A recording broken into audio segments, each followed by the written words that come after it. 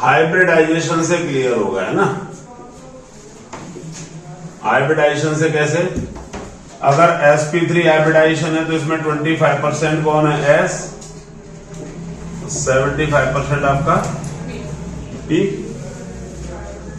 sp2 होगा तो 33.3% आपका S करेक्टर, 67.3% 6% क्या है आपका P है। sp हाइब्रिडाइजेशन होगा तो 50% S है और 50% P करेक्टर। क्या हम जानते हैं सबको? कितना? 25% कैसे है, समझ में आया? टोटल 4 ऑर्बिटल थे, उनमें से एक S है, तो S का पार्ट कितना हुआ? 25%। हमें पता है कि जैसे जैसे S करेक्टर बढ़ेगा, S करेक्टर का साइज कैसा होता है? छोटा। स्मॉल साइज होने से पोलराइजिंग पावर ज्यादा होती है। पोलराइजिंग पावर ज्यादा होगी तो इलेक्ट्रॉन खींचने की टेंडेंसी, तो जितना ज्यादा S बढ़ेगा उसमें इलेक्ट्रॉनों को अपनी ओर खींचने की टेंडेंसी बढ़ती जाएगी। तो S करेक्टर बढ़ेगा तो इलेक्ट्रॉन नेगेटिविटी बढ़ेगी। क्या मुझे बताओगे कि इलेक्ट्रॉन नेगेटिविटी वर्ड क्या होता है?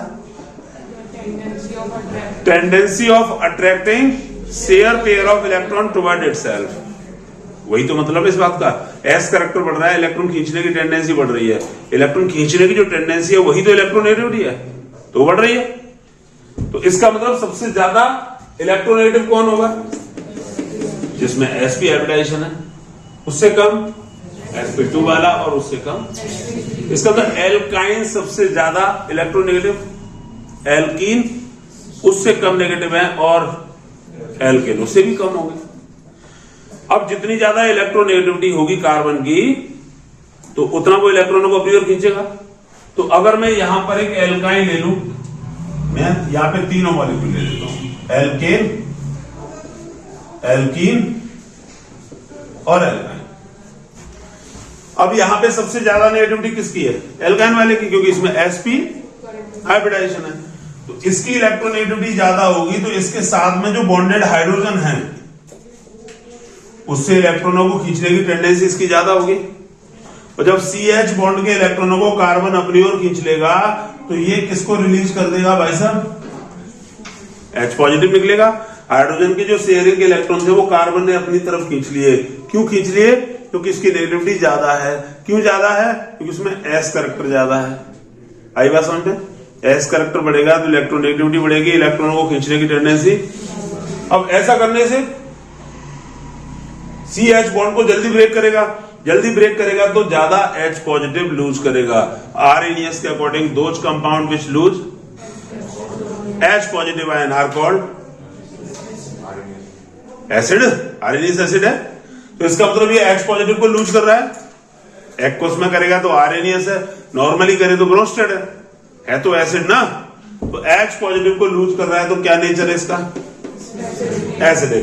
बात अगर मैं एल्काइन के बाद एल्कीन की करूं, अब इसमें S करेक्टर इसके कंपैरिजन में कम है। S करेक्टर कम है तो नेगेटिविटी भी कम होगी। नेगेटिविटी कम होगी तो CH बॉन्ड को ब्रेक करने की जो रेट है वो भी कम हो जाएगी। कम हो जाएगी तो हाइड्रोजन को लूज करने की टेंडेंसी कम हो जाएगी। नेक्स्ट, S बहुत ज्यादा कम है, 25% है। 25% हो गया, इसका मतलब क्या है? इसकी नेगेटिविटी बहुत कम हो गई तो CH बॉन्ड को ब्रेक, तो एक तरह से ये समझ लो कि एल्केन में कोई एसिडिक करेक्टर किसमें होता है। लेकिन कब? जब आपका ट्रिपल बॉन्ड 1 नंबर के कार्बन पे हो। अगर वो ट्रिपल बॉन्ड बेचारा बीच में फंस गया, ये ऐसा है, क्या ये एसिडिक करेक्टर शो करेगा? भाई राजा की कुतिया खीर नहीं खाती, क्यों नहीं खाती? उसे मिलती नहीं है ना, इसीलिए नहीं खाती। मिल जाए तो खा ले। तो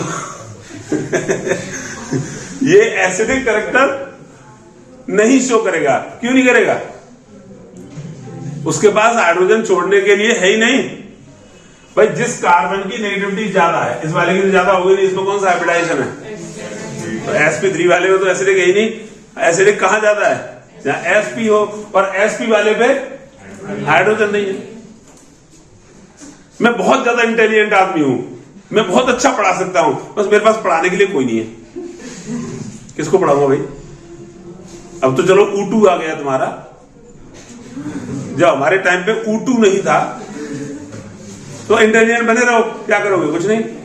तो ये वही कहानी है कि इलेक्ट्रोनेगेटिविटी खूब है, इलेक्ट्रॉन खींचने की खूब कैपेसिटी है इसके अंदर, पर किससे खींचेगा? कोई है ही नहीं, है ना? तो ये है, आई बात समझ में? तो एसिडिक नेचर कब होगा एल्काइन का? जब टर्मिनल एल्काइन हो, मतलब उस कार्बन पर हाइड्रोजन हो। और हाइड्रोजन कब पॉसिबल है? देखो लास्ट में हो, क्योंकि बीच में आने पर तो एक ही तो बॉन्ड बनाएगा। अगर वो किसी कार्बन से बना लेगा तो फिर हाइड्रोजन के लिए जगह है ही नहीं। बात पक्की हो गई?